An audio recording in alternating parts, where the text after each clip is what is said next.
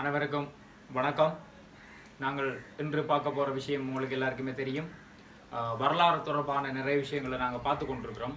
அந்த வகையில் இன்று நான் தரம் 8ஆம் ஆண்டு மாணவர்களுக்கும் 10ஆம் ஆண்டு மாணவர்களுக்கும் இலங்கையின் பாடத்திட்டத்தின் அடிப்படையில் வரக்கூடிய விடயங்களை உள்ளடக்கி ஒரு அலகை நான் தெரிவு செய்து உங்களுக்கு நான் இன்று கற்பிக்க போகிறேன். அந்த விடயங்கள் என்ன என்று சொல்லி நாங்கள் இங்கே பார்ப்போம். சரி, முதலாவது நாங்கள் பார்க்க போகிறது இலங்கையிலுடைய முக்கியமான ராஜ்யமான கண்டி ராஜ்யம். தெரியும் உங்களுக்கு, இலங்கையில் இருந்த ராஜ்யங்கள் தெரியும். அனுராதபுரம், பொலனர்வ, தம்பதனியா, ஜாப்பகுவ, குருநாகல், கம்பளை, கோட்டை, கண்டி ராஜ்யம். அப்போ இலங்கையில் இருந்த இந்த ராஜ்யம் பற்றிய தகவல்களை நாங்கள் இங்கே பார்ப்போம்.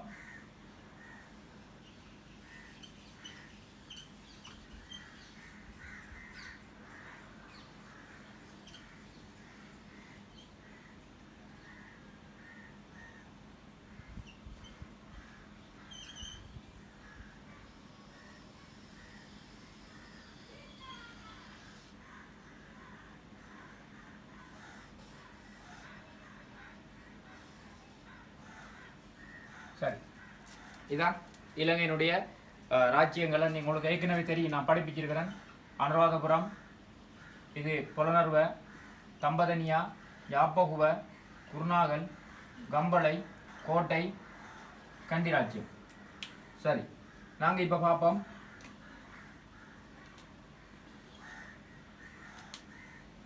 அனுராதபுரம், பொலனர்வை, தம்பதனியா, யாப்பகுவ, குருநாகல், கம்பளை, கோட்டை, கண்டி ராஜ்யம். அப்போ இந்த இறுதி ராஜ்யமான கண்டி ராஜ்யம் பற்றி தான் நாங்கள் இன்றைக்கு படிக்க போகிறோம். நான் பார்க்க போகிறோம் கண்டி ராஜ்யம். சரிதானே? சரி, இந்த கண்டி ராஜ்யம் என்று சொல்வது இலங்கையில் கண்டி ராஜ்யம் காடுகளாலும் மலைகளாலும் ஆறுகளாலும் சூழப்பட்ட இலங்கையினுடைய இறுதி ராஜ்யம். 346 ஆண்டுகள் 346 ஆண்டுகள் இலங்கையில் ஒரு சுதந்திர ராஜ்யமாக இருந்தது. இந்த ராஜ்யம் உருவாக்கப்பட்ட கதையெல்லாம் பார்த்தீங்கன்னு சொன்னால் கோட்டை ராஜ்யம் படிக்கக்குள்ள இந்த கண்டி ராஜ்யம் உருவாக்கப்பட்ட கதையை சொல்லலாம். ஆனால் இருந்தாலும் நான் அதை பற்றி சொல்ல வேண்டிய ஒரு தேவை இருக்குது. நான் அதை சொல்கிறேன். தெரியும் உங்களுக்கு, இலங்கையிலுடைய இந்த கோட்டை ராஜ்யம், இந்த கோட்டை ராஜ்யத்தை ஆட்சியத காலத்தில் கண்டி ராஜ்யம் ஒரு ராஜ்யமாக இருக்கையில் அந்த கண்டி ராஜ்யத்துக்கு பொறுப்பாக, கண்டி பிரதேசத்துக்கு பொறுப்பாக இருந்தவன் தான் ஜோதிய என்ற ஒரு இளவரசன். ஜோதிய இளவரசனுடைய ஆசை உண்டு அப்படின்னு சொன்னா கண்டி ராஜ்யத்தை இந்த கோட்டை ராஜ்யத்துல இருந்து ஒரு சொந்த பிரதேசமாக்கி தான் ஆள வேணும் என்று ஆசைப்பட்டு 6ஆம் பராக்கிரமபாகு மன்னனுக்கு எதிராக யுத்தம் செய்யறான். அப்ப 6ஆம் பராக்கிரமபாகுக்கு எதிராக யுத்தம் செய்ய உடனே என்ன செய்யறான்னு சொன்னா தன்னுடைய வளர்ப்பு மகனான அம்புலகல குமாரனை கண்டி ராஜ்யத்துக்கு அனுப்பி ஜோதி இளவரசன் கிளர்ச்சிய 6ஆம் பராக்கிரமபாகு தடுக்கிறார். அப்ப ஜோதி இளவரசன் கிளர்ச்சிய அடக்கி கண்டி ராஜ்யத்துக்கு அம்புலகல குமாரன் அந்த ராஜ்யத்துல பொறுப்பா இருக்கிறான்.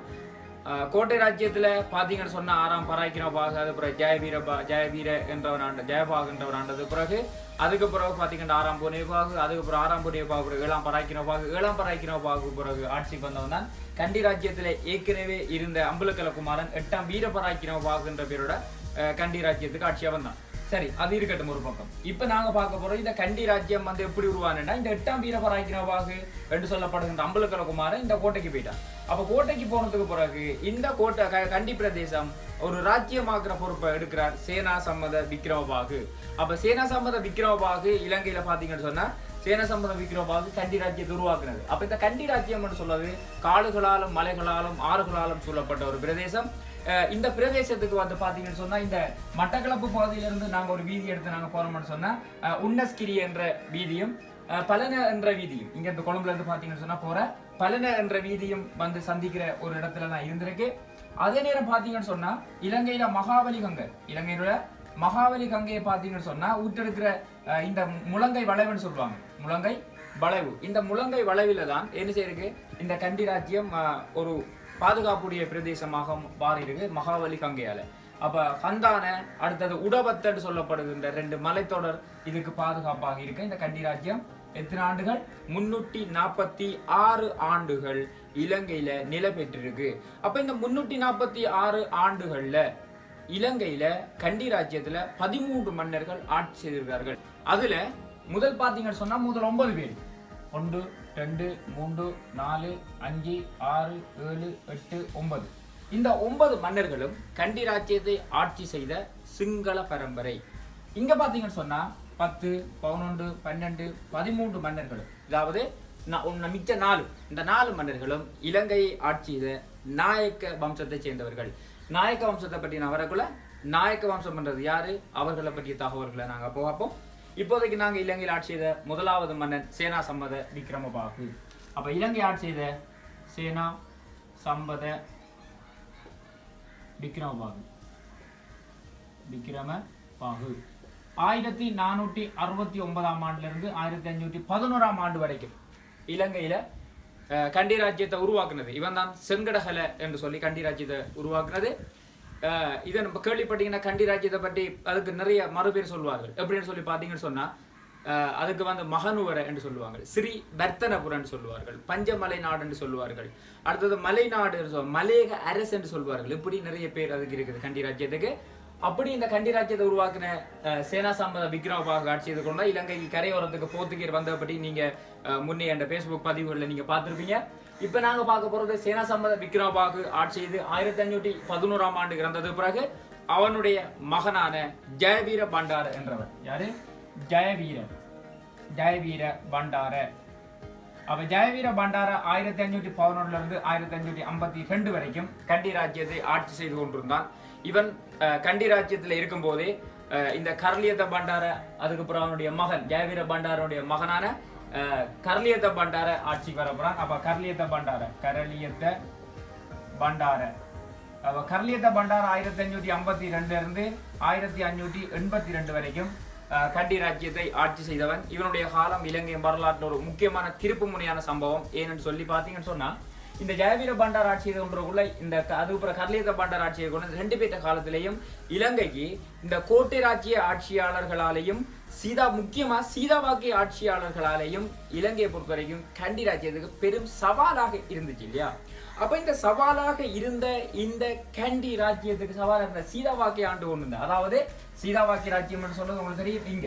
அப்ப இந்த சீதாவாக்கிய ராஜ்யத்தை ஆண்டு கொண்டிருந்த முதலாம் ராஜசிங்கன் கண்டி ராஜ்யம் மீது படையெடுக்கிறான். அப்ப கண்டி ராஜ்யம் மீது படையெடுத்தது 1582 ஆண்டு.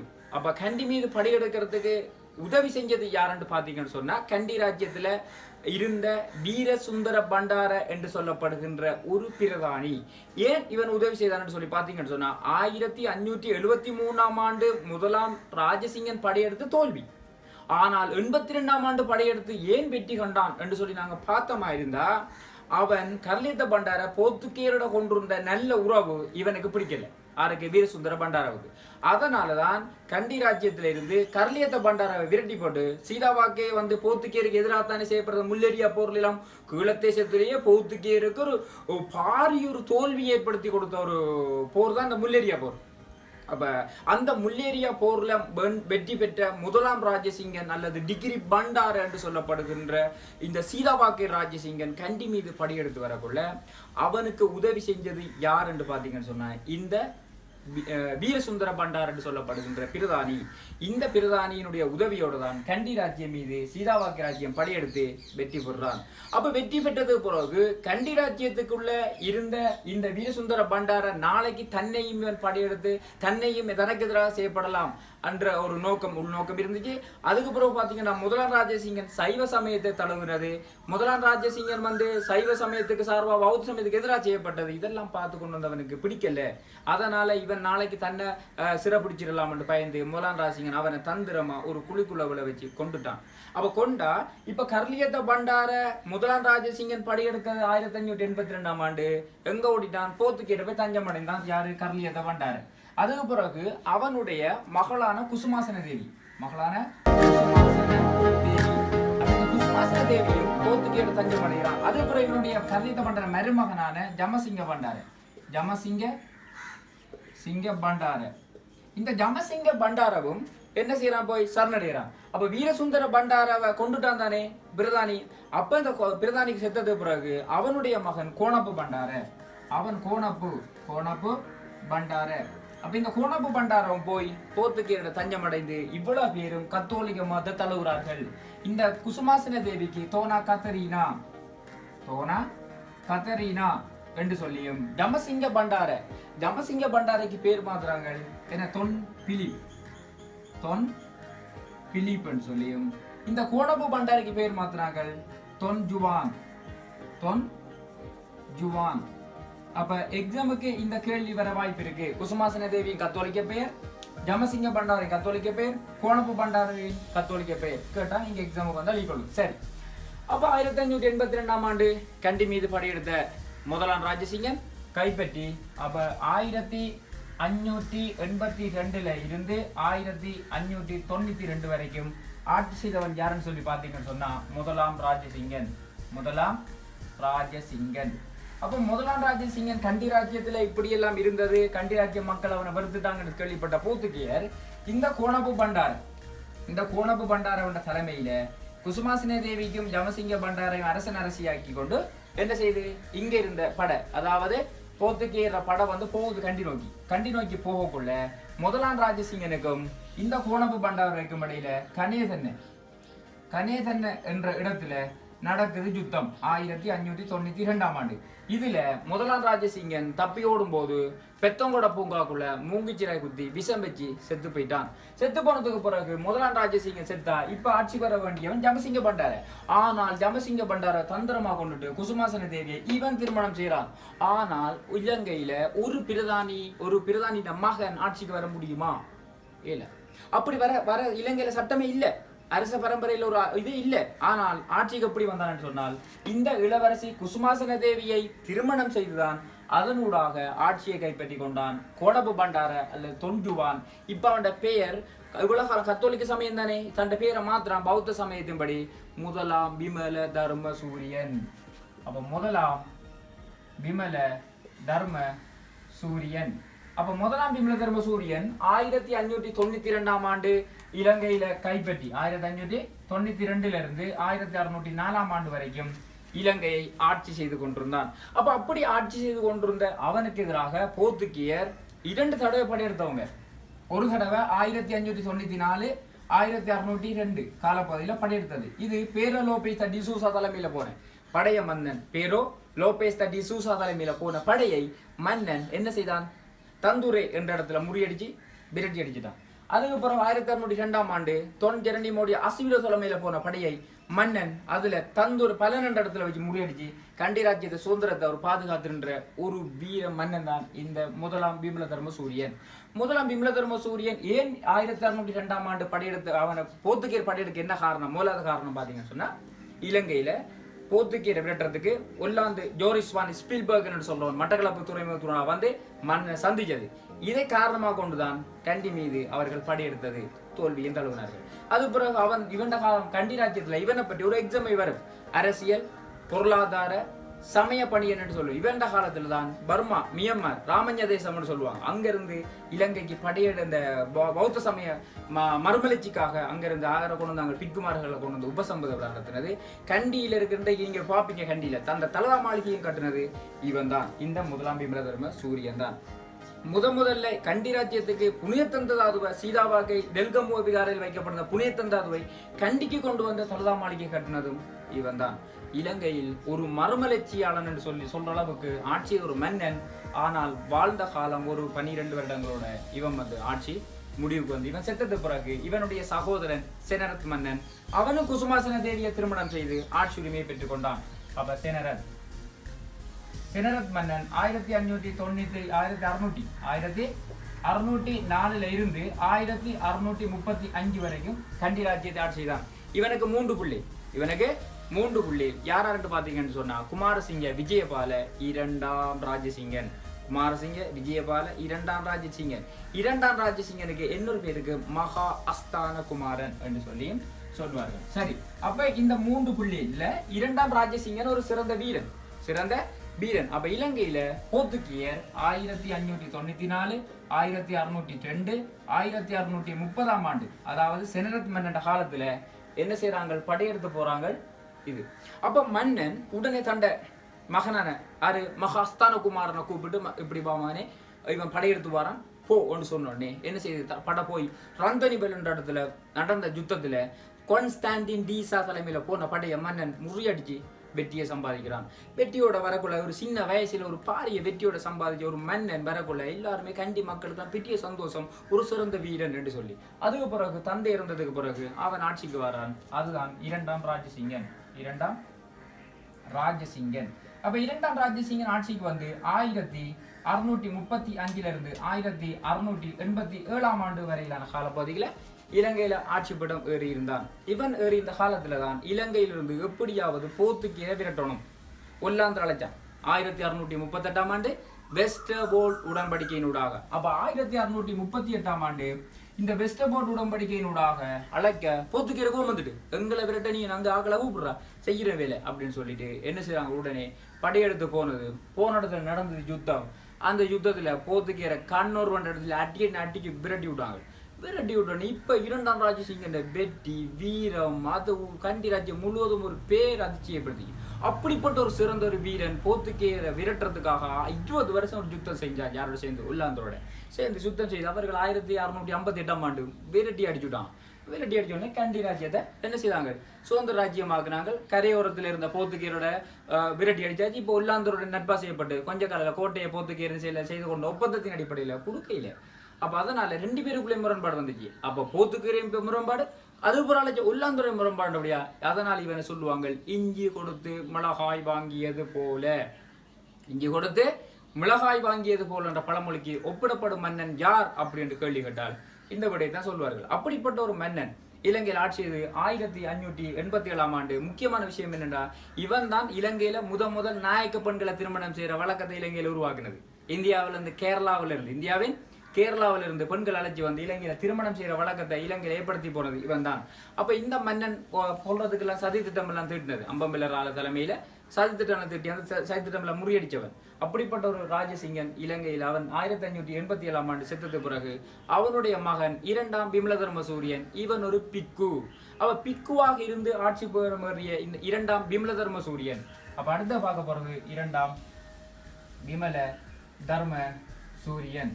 அப்ப 2ஆம் விமல தர்ம சூரியன் 1687 இருந்து 1707 ஆண்டு வரைக்கும் கண்டி ராஜ்யத்தை ஆட்சி செய்தான். இவன் தான் தலதா மாளிகையை 3 மாடி கட்டிடமாக கட்டின ஒரு மன்னன். இவன் இந்தியா அந்த பர்மாவிலிருந்து பிக்குமார்களை வரவழைத்து உபசம்பத விழா நடத்தினான். ஒல்லாந்தோரோட நட்பாக செய்யப்பட்ட மன்னன்.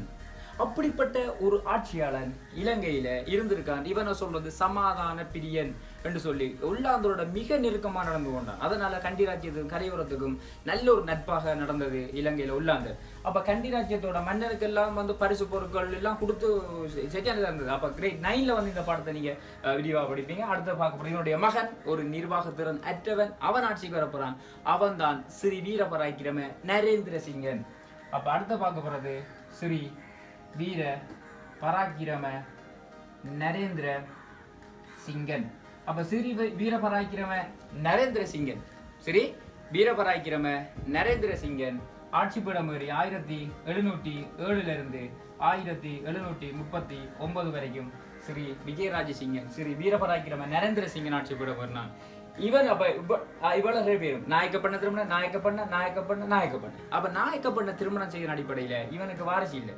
அப்ப வாரிசு இல்லாட்டி யார் ஆட்சி படம் வருவாங்கண்டா, நாயக்க சம்பிரதாயத்தின்படி யார் ஆட்சிக்கு வருவாண்டா, மனைவியின் சகோதரன்.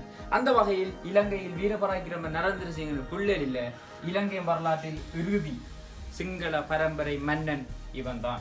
இதுக்கு பிறகு இலங்கை சிம்மாசனத்துல எந்த சிங்கள மன்னன் ஆளவில்லை, ஆண்டது இந்து மன்னன். அது வந்தான் இந்த ஸ்ரீ விஜயராஜசிங்கன். ஸ்ரீ விஜயராஜசிங்கன். அப்ப 1739 தொடக்கம் 1747 வரைக்கும் இவன் கண்டி ராஜ்யத்தை ஆட்சி செய்தான். இவன் காலத்துல வெளிவிட்ட ஸ்ரீ சரணங்கிரதேருடைய உதவியோட தான் பௌத்த சமய மறுமலர்ச்சியை ஏற்படுத்தினார். ஆனால் இலங்கைக்கு வந்தவங்க பௌத்தர்களாக மாறினார்கள், சிங்கள மொழியை படித்தார்கள். ஏனென்றால் சிங்கள பிரதானிகளின் பௌத்த மக்களின் ஆதரவு பெற்றுக் கொள்வதற்காக மதம் மாறி இலங்கையில சிம்மாசனத்தை வச்சு ஆண்டவங்க தான் இந்த ஸ்ரீ விஜயராஜசிங்கன். அதுக்கு பிறகு இவனுக்கும் வாரிசு இல்லை. அதனால இவன் மனைவியின் சகோதரன் 16 வயசு பொடியன் தான் யார், இந்த கீர்த்தி ஸ்ரீ ராஜசிங்கன் ஆட்சி படம் ஏறினான். கீர்த்தி ஸ்ரீ ராஜசிங்கன். அப்ப கீர்த்திஸ்ரீ ராஜசிங்கன் 1747 இருந்து 1782 வரைக்கும் இலங்கையின் கரையோரத்தை கண்டி ராஜ்யத்தை ஆட்சி செய்து கொண்டுதான். இந்த நேரத்துல தான் இலங்கைக்கு இவன் வந்து 16 வயசு, ஆனால் ஆட்சிப்படம் இருக்கக்கூடிய வயசு இல்லை. அதனால அவனுடைய அப்பா நரணப்பா நாயக்கர் தான் கொஞ்ச காலம் ஆண்டது, 3 வருஷம் ஆண்டு முடிய இவனுக்கு ஆட்சி உரிமை குறவு கிடைச்சது. பிறகு இவனுக்கு ஆட்சிப்படம் இந்த காலத்துல 1582 ஆண்டு ஜான் பைப்பர்ஸ் என்றவன் கண்டி நோக்கி என்ன செய்தான் வந்து சமாதான பேச்சுவார்த்தை நடந்ததால இலங்கையில 1765 ஆண்டு சரியான கண்டி மீது போட்டு பண்ணியிருந்தது. 1762 ஆண்டு ஜான் பைப்பர்ஸ் வந்தது. 1765 ஆண்டு பன் எக் என்றவன் படையெடுத்து கரையோரம் முழுவதும் ஒல்லாந்தருக்கு எழுதி கொடுத்த மன்னன் இவன் தான். அப்ப இவன் சிங்கள மக்களின் ஒரு நன்மதிப்பை பெற்றவன். ஏன்னு கேட்டால் சின்ன வயசுல இருந்து இவன் பௌத்த சமயத்தோட நல்ல ஆர்வம், சிங்கள மொழியை படிச்சது, வெளிவிட்ட சரி சரணங்கிறது சிஎம் நாட்டுக்கு போய் படிச்சுட்டு வந்தது. பிறகு அங்கிருந்து பௌத்த சமய கோட்பாடுல இலங்கையில கொண்டு சிஎம் நிக்காய என்று சொல்லப்படுகின்ற ஒரு நிக்காய பிரிவை ஏற்படுத்துறது. இலங்கையில அபயகிரி நிக்காய, ஜேத்தவன நிக்காய, அடுத்தது மகாவிகார நிக்காய்க்கு அடுத்ததாக இலங்கையில சிஎம் நிக்காய ஆரம்பிச்ச மன்னன் இந்த கீர்த்திஸ்ரீ ராஜசிங்கன். இவன் வந்து ரிதிவிகாரை, அதுக்கு பிறகு பார்த்தீங்கன்னு சொன்ன முல்கிரி விகாரை, தம்புள்ள விகாரை எல்லாம் புனரமைச்ச ஒரு சிறந்த ஒரு ஆட்சியாளன். ஆனால் இவண்ட காலத்துல வெளிவிட்ட ஸ்ரீ சரணங்கரசீரருக்கு சங்கராஜ பதவி, பௌத்த சமயத்துக்கு ஒரு உச்ச பதவி சங்கராஜ பதவி கொடுத்து கௌரவிச்ச மன்னன் அறிந்த கீர்த்திஸ்ரீ ராஜசிங்கன். அப்ப கீர்த்திஸ்ரீ ராஜசிங்கன் இறந்ததுக்கு பிறகு அவனுடைய சகோதரன் ஆட்சிக்கு வாரான்.